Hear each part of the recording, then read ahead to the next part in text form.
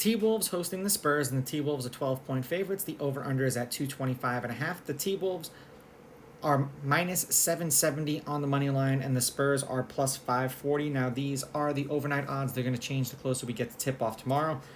The money line and the over-under have already been bet up for the T-Wolves.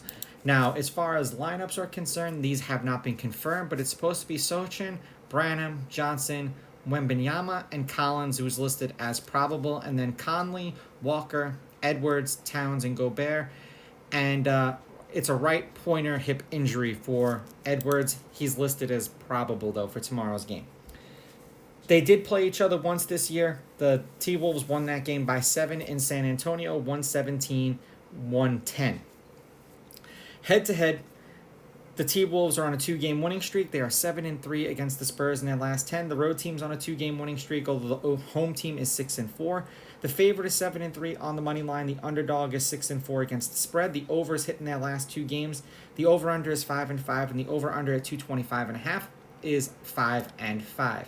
The over is 13-6 in the Spurs games, and the over is 10-9 in the Timberwolves games. The Spurs are 0-10 in their last 10 games. They are 3-7 against the spread, and the over-under is 5-5 in those games.